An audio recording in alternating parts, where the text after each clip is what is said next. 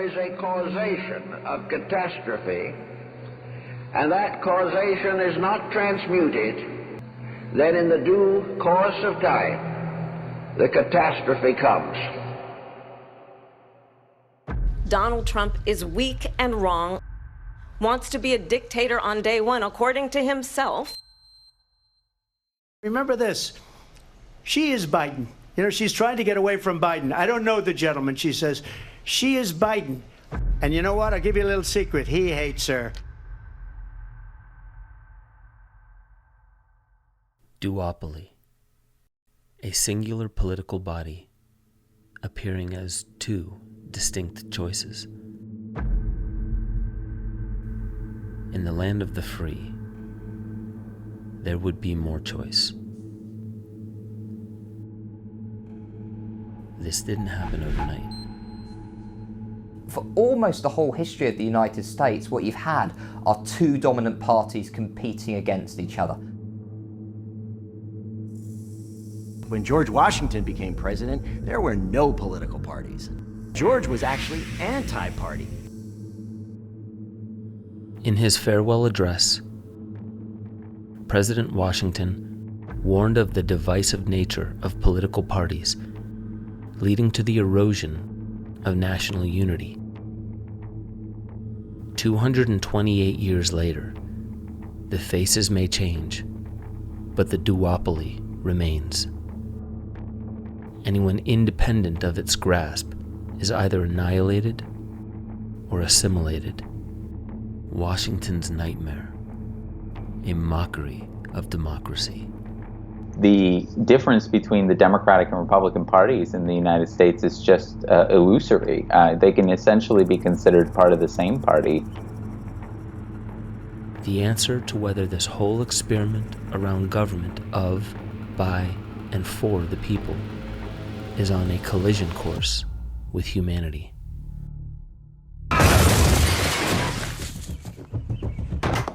America, take a good look at your beloved candidates. They're nothing but hideous space reptiles. What are you going to do about it? It's a two-party system. You have to vote for one of us. He's right. This is a two-party system. Well, I believe I'll vote for a third-party candidate. Go ahead. Throw your vote away.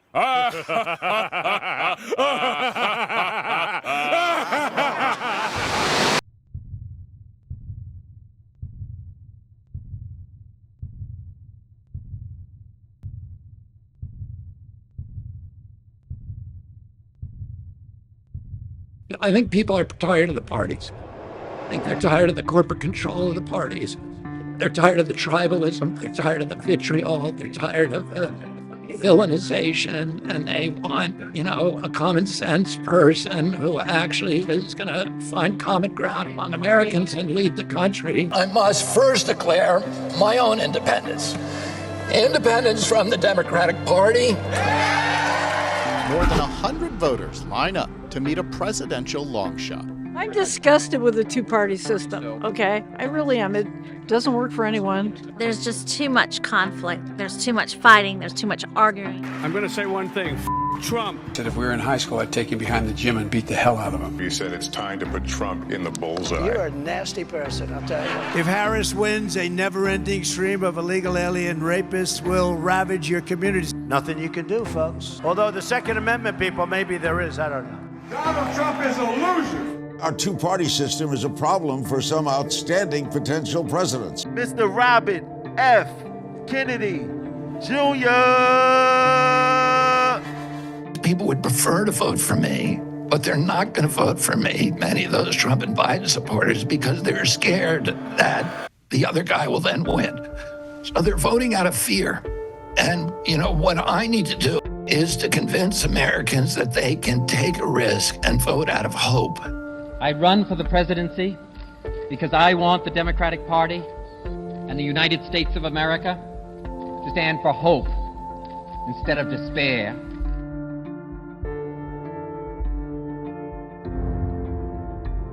Can you win? I wouldn't be running if I didn't think I could win. Do you think he could win? I absolutely do. And I think he'd be great. And I think he'd add a new voice and a new angle, a new perspective. You're in a run for the President of the United States, and my first question is why?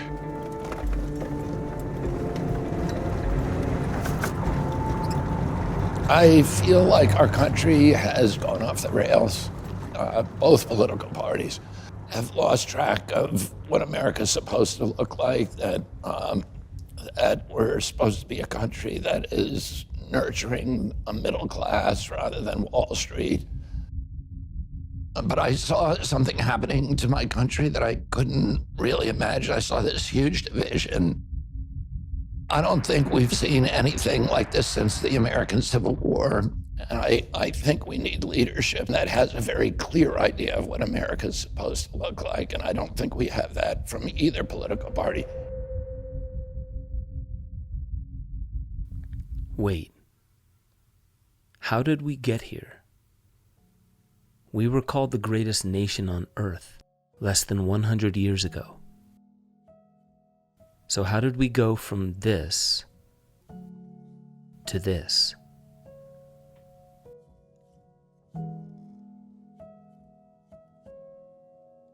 Every 4 years, men and women step up to lead this American experiment with their ideas.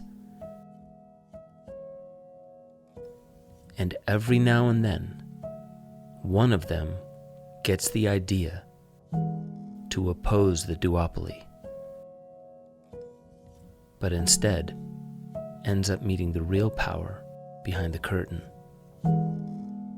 How far will he make it?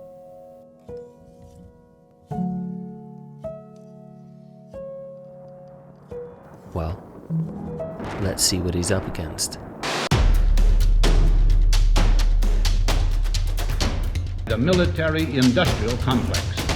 No other country could print unlimited quantities of money, which is the only way we go to war, by the way. You know, fiat currency was invented to finance wars. The goal is to have an endless war, not a successful war. It's long past time we end the forever wars. Joe Biden said that the $100 billion we will be shipping to foreign wars will bring peace. I want to bring our troops back from the endless wars. We have endless wars. And Donald Trump today called for more military spending, more troops, more ships, more submarines, more planes. President Trump is giving the CIA authority in carrying out drone strikes. We're prepared to attack if we have to. They're going to be suffering the consequences, and very strongly. It makes you irrational to print it. They can just go to war without even getting Congress to approve, and then they just print the money afterward, and that is a tax on the poor.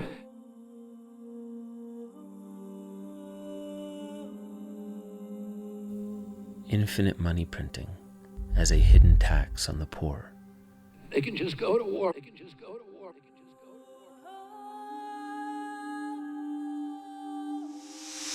war. Wait.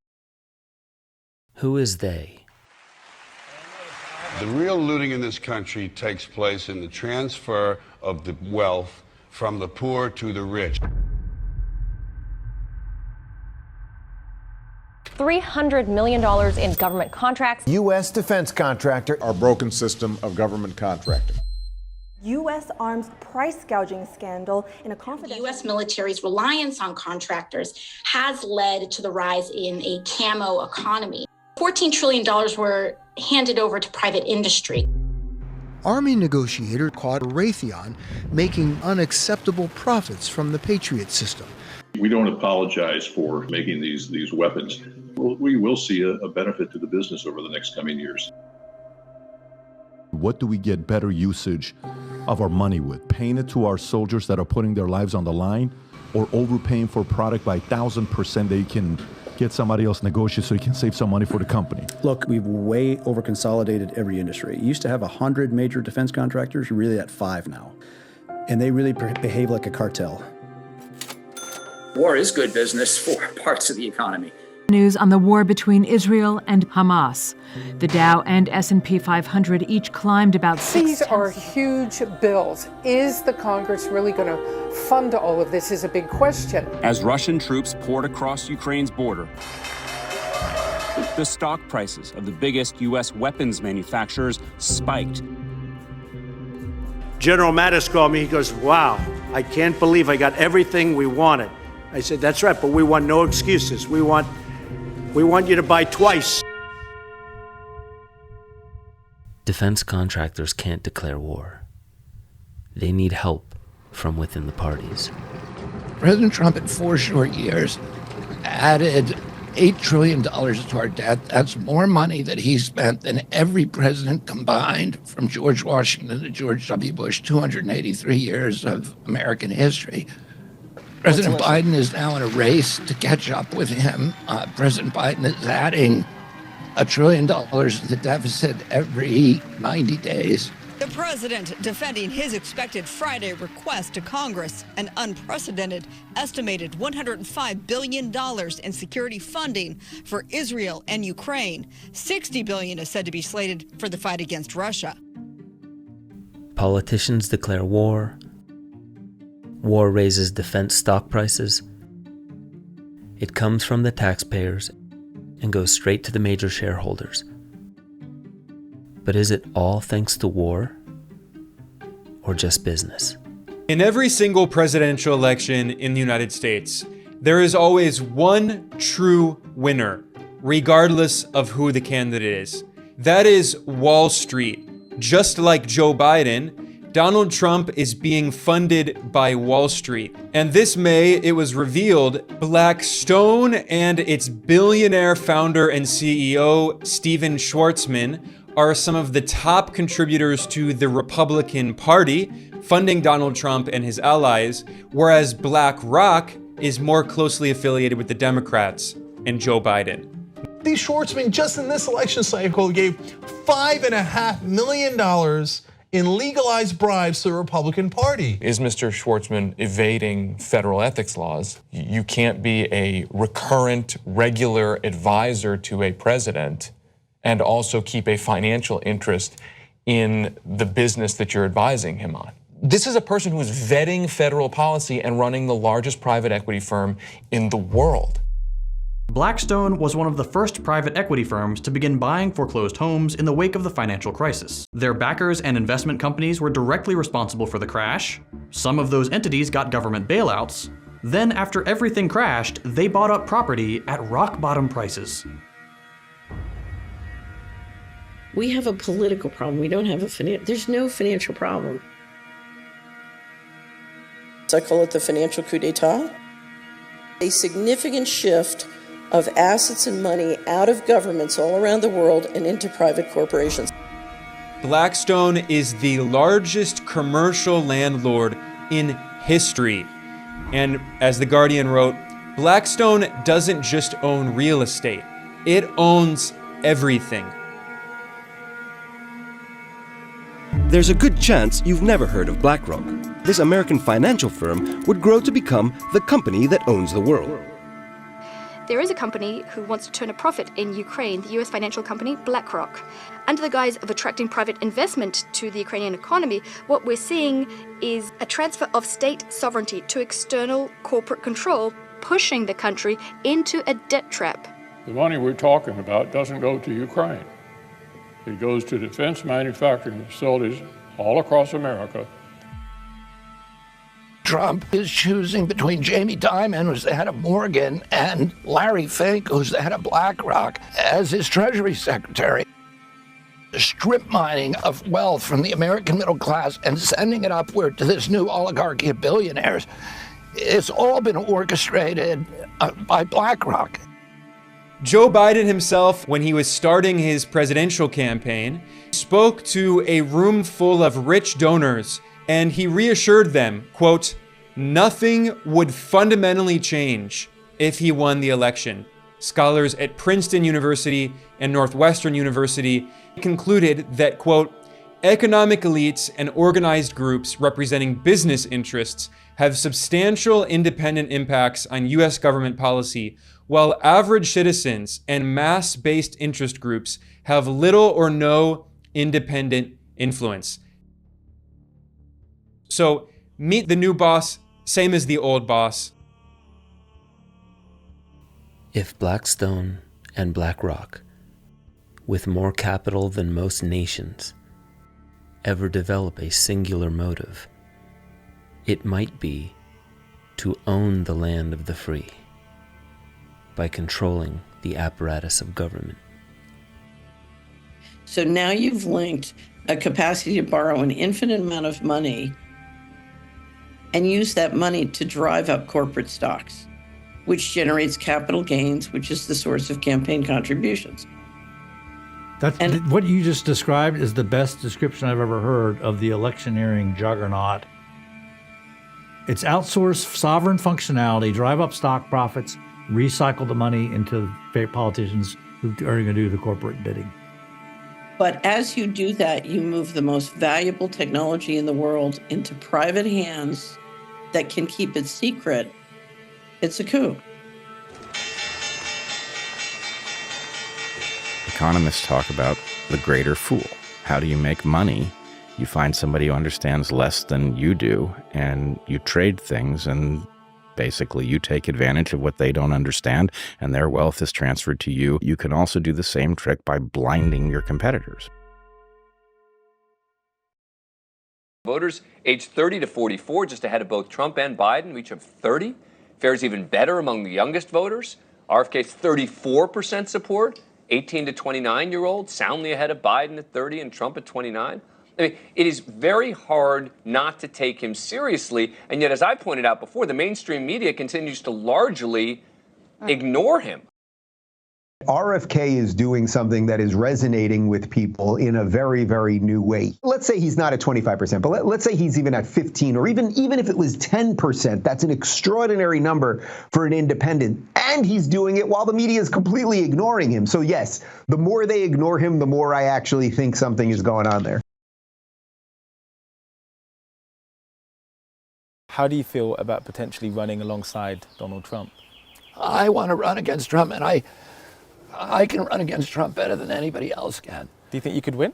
I know I can win. I will take support from President Trump. No other Democrat can do that. My supporters are probably equally Republican and Democrat at this point. And I get more independent voters than anybody. And I can confront President Trump with the lockdowns, which no Democrat can. Lockdowns, he closed 3.3 million businesses. He closed 41% of the black-owned businesses in our country would never reopen again. The Constitution is more important than the country. The COVID lockdowns violated our freedoms to peacefully assemble, violating our freedom of worship, which is enshrined in the First Amendment. They shut down millions of small businesses with no due process, no just compensation, in violation of the Fifth Amendment. I believe Donald Trump has good instincts. He resisted the ideas of lockdowns at first, but he wasn't able to resist the bureaucracy for long. President Trump's instinct to drain the swamp was correct, but the swamp swallowed him instead.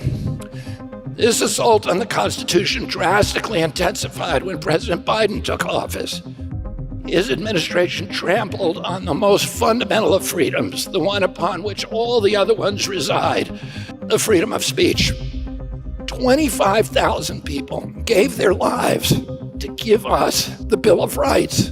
And in one short year, we let unelected public officials to take them away from us. You said that you are not bound by any ideology. So when people are voting for RFK Jr., what are they getting with that vote? You're voting for the issues that I care about. Number one, the issues that I think are existential to our country, that every American is really deeply concerned with, but neither of the other parties are talking about. We now have $34 trillion in debt. The service on that debt is more than our military spending. And who ran up that debt? It was President Trump and President Biden together in just 4 years each. When my uncle was president, 6% of Americans had chronic disease. Today, 60% do. It's the biggest issue we have. $4.3 trillion that we're spending on that. It's 4 times our military budget. $4.3 trillion invested in upholding a system that produces more chronic disease per capita than any other country. One way to blind the people from their power is to keep them too sick and dependent to search for it. And neither President Trump or President Biden has the capacity to address it because they're part of that system. They're both being financed by BlackRock and State Street and Vanguard, the military contractors, the pharmaceutical industries, and that system just spits out bad policies. The polarization in our country, again, existential. AI, and neither of them has the capacity to deal with these. And all of those issues are created by a system of corporate capture, this corrupt merger between state and corporate power that has absolutely subverted and undermined our democracy. If somebody actually wants change, they're going to vote for me.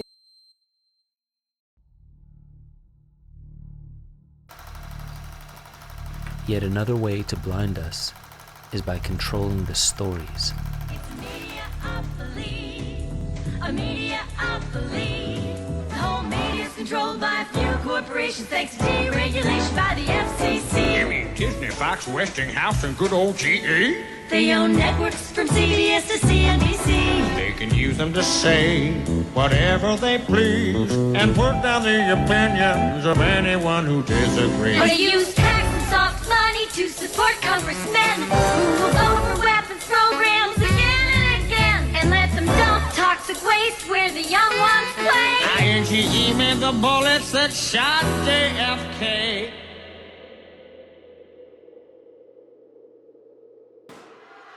Well, I don't know what will happen now. We've got some difficult days ahead. Martin Luther King was shot and was killed tonight in Memphis. His brother, Robert Kennedy, shot and killed 5 years later in 1968 while campaigning for president. Governments use orchestrated fear to disable the capacity for critical thought. Ultimately, if you can't do critical thinking, you can't have democracy for very long. Extremely dangerous to our democracy. Apparently, RFK Jr. is a serious threat to America. A new Fox News poll shows Trump leading Biden by 3 points, with independent candidate Robert F. Kennedy Jr. in third place at 11%. Biden is refusing to allow Kennedy on the debate stage. He's also refusing to give him any Secret Service protection.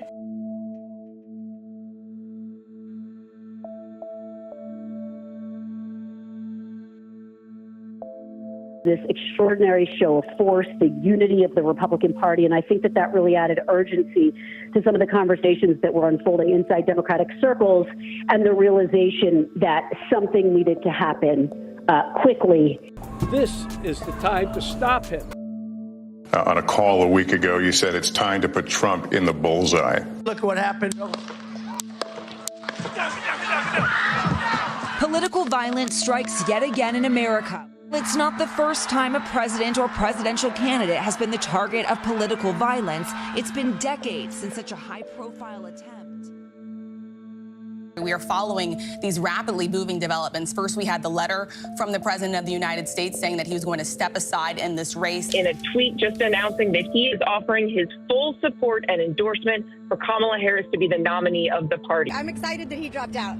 I don't think she's the best pick either, though. It took only 36 hours for Kamala Harris to lock down enough delegates to become the presumptive Democratic nominee, and doing so without earning a single primary vote.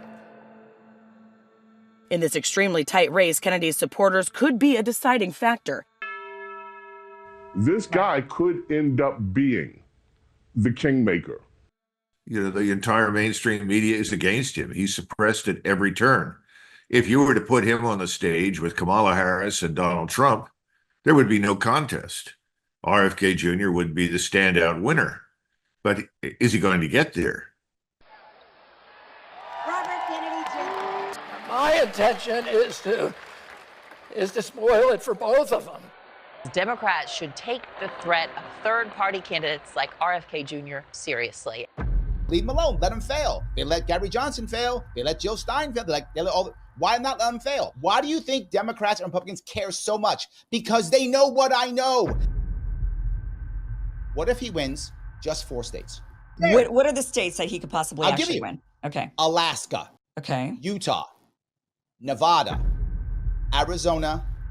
New Hampshire. You think that he's polling so high in those 5 states he could actually beat Trump and Harris. You only need 35, 36%, and he can raise enough money to put into those 3 or 4 states to do it. Yes. If he wins those 4 or 5 states, guess what could happen? Nobody gets 270 votes. Immediately what happens is it goes to a contingent election, 12th Amendment kicks in, it goes to Congress. Each state gets only 1 vote. Whoever gets 26 votes wins. Thomas Jefferson was elected this way, and so was John Quincy Adams. This has already happened. Now the horse trading begins.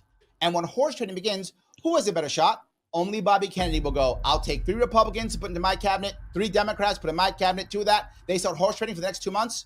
January comes, he's the only candidate who can horse trade to become a compromise candidate. He actually wins the presidency if these things happen. If he just gets 5%, nothing else, which is nowhere near unrealistic. At his height, he was polling at 19%. So if he just breaks 5% across the country, officially, he will have qualified for matching funds for a presidential election in 2028.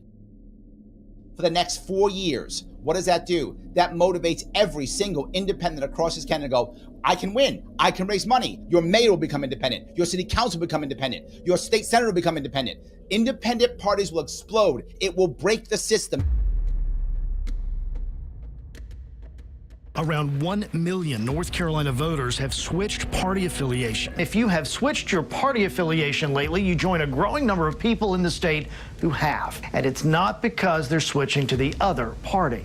California's got about 5.5 million independent voters. Arizona Senator Kristen Sinema said she is leaving the Democratic Party and decided to register as an independent. Andrew Yang just announced he is leaving the Democrats to join not join the Republicans, to become an independent, even forming his own party. Independent. That's how Tulsi Gabbard's team responded to KITV after we asked for clarification on the former Congresswoman's political affiliations. If we stay in this pattern, unaffiliated will be the single largest category of voter by 2022. How many people recognize that if they push forward and get their butt kicked and maybe wreck their future, but would break a hole for others in this country, for third parties to actually do something, there's very few people on this planet who can and would do that. He is the one right now. The independent sector is the only body that has the possibility of being able to become a formidable opponent to the duopoly. Who are the independents? Well, we have about 100 million Americans. If you put the independents, Republicans, and Democrats side by side, the independents are going to be heads and shoulders above the Republicans and Democrats, respectively. And independents are coming together to do what we could never do alone, which is to conduct an actual national revolution to create a post-duopoly United States of America.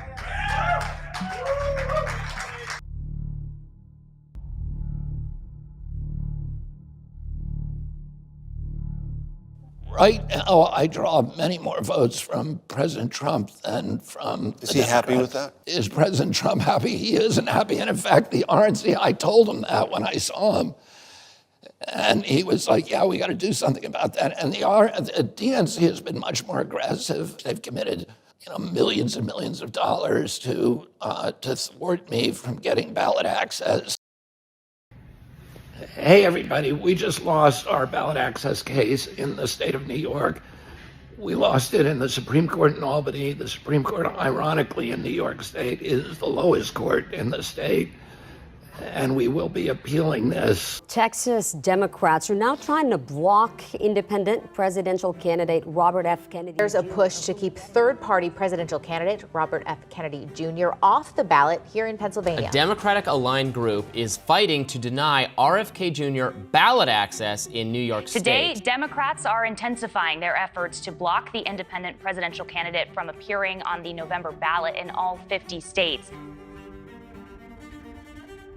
Clear Choice, this DNC-aligned PAC that was created specifically to take us out, has spent millions of dollars to take us out. They have unfortunately turned us into a spoiler. And we don't want to be a spoiler. We wanted to win. We wanted a fair shot. It's fundamentally anti-democratic, and it's unbefitting of the name of the Democratic Party They are trying to suppress voter choice. Just talking about signatures necessary to get on the ballot, that is an arduous process. Yes. That the It costs secretary, money. it costs a ton of money that a lot of independent candidates don't have. It absolutely favors the two-party system. This is a blow to our democracy. The people who brought this lawsuit are Democratic activists who were recruited by a Democratic partisan organization to keep RFK Jr. off the ballot in that state. It's funny that the PAC is called Clear Choice, Robbie. They're only giving the people one choice. That's why the choice Yeah. is clear. Yeah, they want to make sure the choice is very clear. It's not a choice. Polling day in the Soviet Union. 120 million people went along to the voting booth. Some people might be surprised to know that Russia stages elections, but it's no surprise which party wins. Each district has only one candidate. To most people, the fact that you could only pick from one Communist Party-approved candidate doesn't seem very democratic, and that's because it isn't. Russia has elections. Vladimir Putin wins with 88% of the vote because he controls who can be his opponents. And he controls the media. And the same is true now of our political parties in this country. We wanted to win. We wanted a fair shot. The DNC made that impossible for us. They have banned us, shadow banned us, kept us off stages, manipulated polls, used lawfare against us, sued us in every possible state. They've even planted insiders into our campaign to disrupt it and to create actual legal issues for us. I mean, the extent by which the sabotage they've unleashed upon us, it's mind-blowing.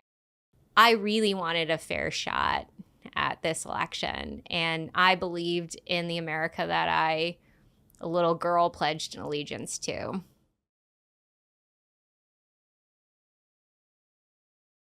Let's think about this. We haven't heard yet from Bobby or RFK Jr. any response from the campaign. But regardless, I mean, when the campaign's running mate is like, we don't know what to do, what a crazy and a shocking thing to say. I mean, honestly, this is a bad look for the third party world, is the way I would put it. Because now you're effectively taking yourself out of the independent sphere.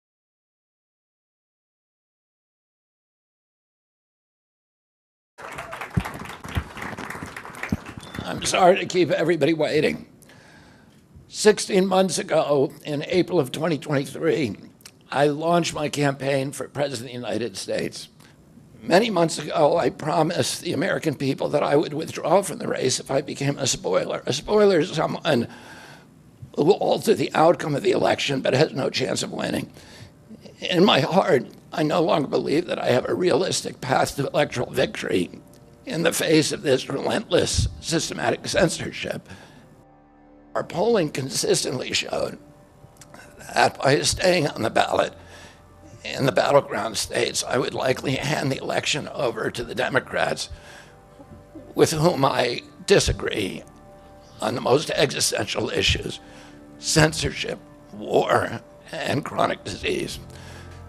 Last summer, it looked like no candidate was willing to negotiate a quick end to the Ukraine war, to tackle chronic disease epidemic, to protect free speech, our constitutional freedoms, to clean corporate influence out of our government, or to defy the neocons and their agenda of endless military adventurism. But now one of the two candidates has adopted these issues as his own, to the point where he has asked to enlist me in his administration. I'm speaking, of course, of Donald Trump.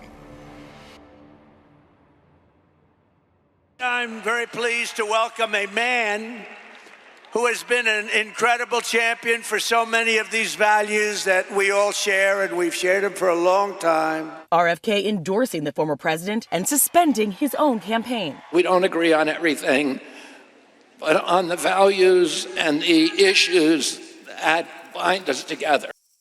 He will try to remove his name from the ballot in swing states where he could be a spoiler for Trump. And just like that, the man and the team that rose to challenge the duopoly suspends the mission. I was very disappointed to see that happen. It's a common reaction from RFK Jr. supporters in the North County. The people who've grown weary have seen this pattern before. An independent rises up, only to be starved out. And if by some miracle the candidate still earns enough attention, then the duopoly absorbs their talking point, and with it, their voters. It's a common reaction from RFK Jr. supporters, some still with hope. In some ways, it was a disappointment, but in other ways, it opened up this whole new range of possibility of what's possible for voters in this country. For millions, the path forward was always to vote for the man. But what if we voted for the idea?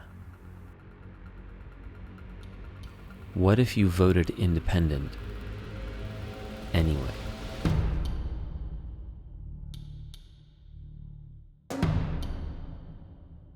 I think the first step in the process of breaking the two-party system is throwing a wrench into the general election. Democracy is founded in protest. And it's only through protest that we've ever gotten any rights. No rights have ever been granted freely.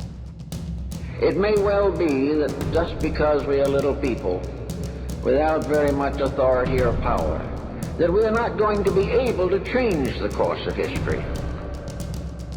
To stand for hope instead of despair. It is only as groups that we can have a powerful influence.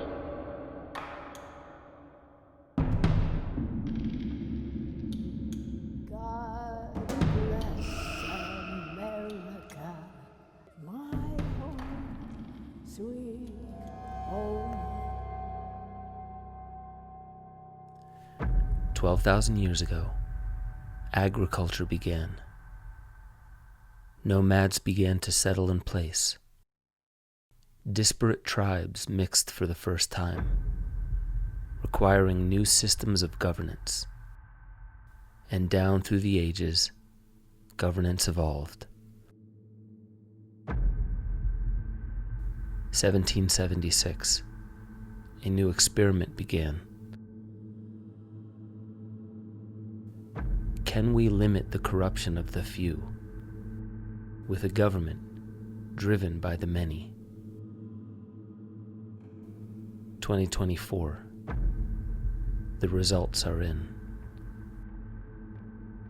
We've been in an experimental process for the last millions of years to figure out governance.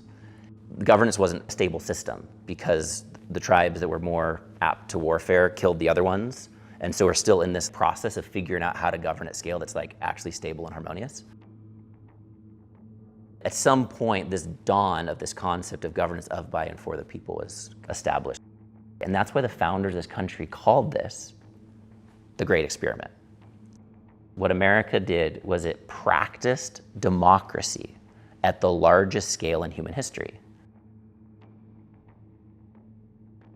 The hypothesis was, whether anyone told you or not, like this is political science, we're running experiments with politics, is can we do governance of, by, and for the people that creates a prosperous civilization that doesn't allow bad actors to be able to control the apparatus of government for self-serving interests? Question mark. Run experiment. The success of what is called the American experiment has been of interest to our friends here in Europe and around the world ever since the term was coined in the New York Tribune in 1860.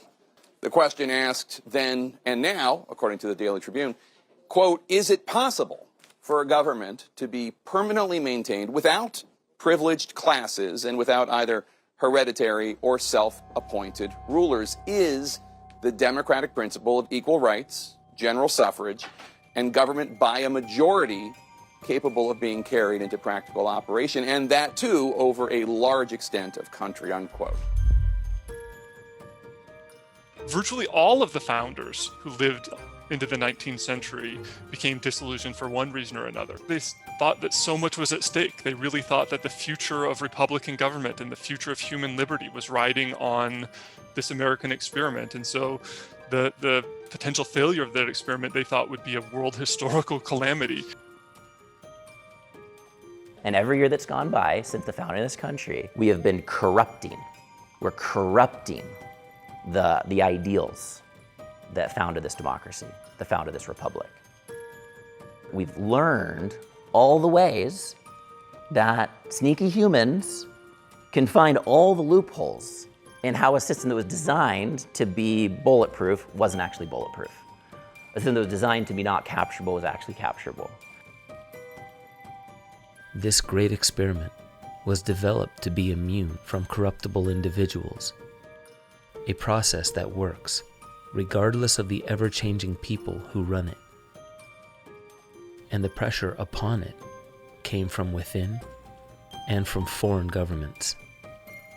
You know, and I'm sure you've seen the study on like dark triad folks on both sides of the political spectrum, right? That fundamentally anybody in the moderate middle, the sort of 90% middle, don't score for dark triad, narcissism, Machiavellianism, sociopathy, or authoritarianism. But that 5% on the far left and 5% on the far right do score off the charts for those. Yeah. 90% of all social media is governed by 10% of posters. Yeah. So you break that 10% in half, and you've got the dark triad folks, the 5% and 5%, posting 90% Absolutely. of what we see and believe each other are about.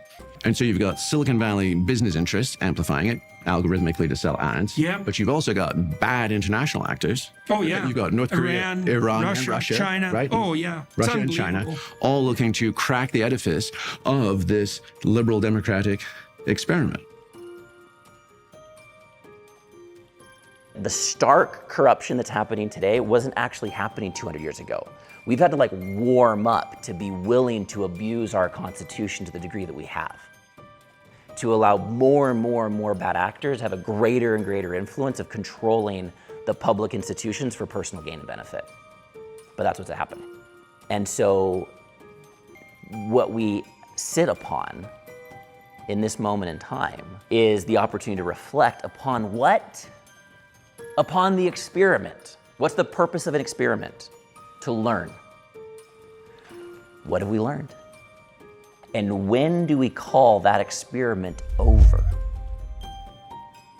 To me, that is the role of the revolutionary. To declare that the experiment is over. What it means to be a modern patriot is to earnestly integrate the lessons learned in service to designing the next experiment. If you go back to 2004, roughly an even division among Republicans, Democrats, and independents, and it has simply gone like this, like Jaws. Republicans and Democrats have ended up in the same place, although Democrats did better for a while. But now, as Mika said, independents are up to 45%. And what does this reflect? I think it reflects to a considerable degree people's unhappiness with the way our democracy operates.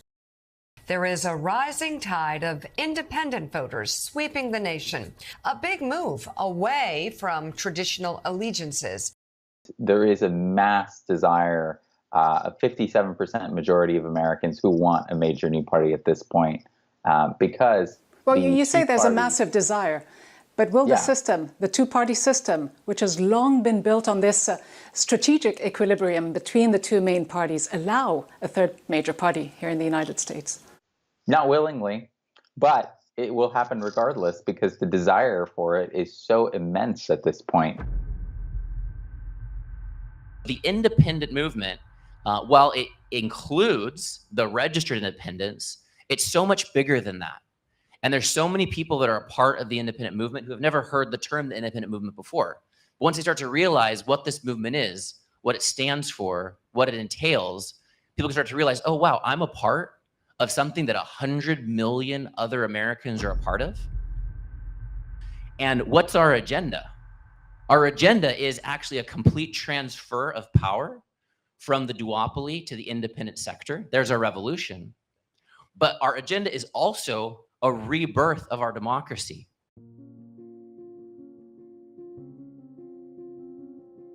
To live into the potential we've never arrived into yet, which is governance of, by, and for the people.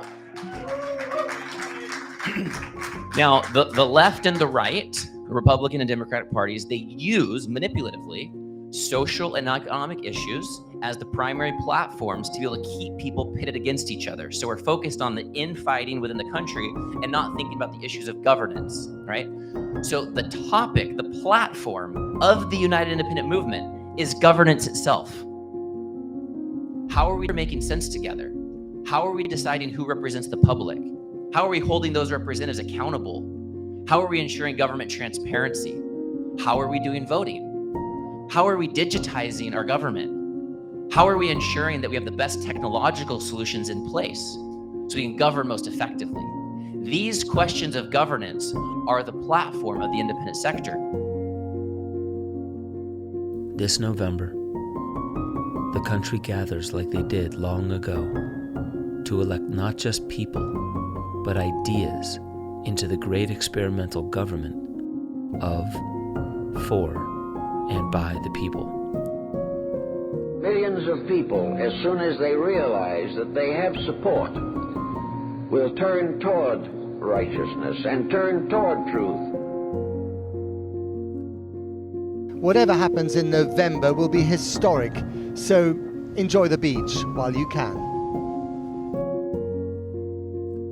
As the new experiment of governance comes ashore, and we look back upon the two-party machine as a feature of history, may we appreciate what it taught us about our collective nature as we close the old experiment for good. There's a time when the operation of the machine becomes so odious, makes you so sick at heart that you can't take part. You can't even passively take part.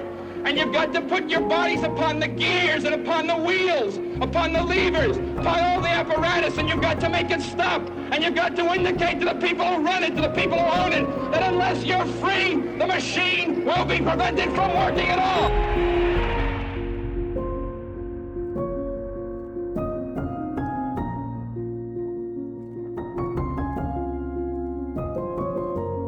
That many, many people are rebelling against corruption in every walk of life means that in time, these rebellions will cement into a new point of view. And if this new point of view comes, the war may not be a head-on collision at all, but a gradual shift of perspective.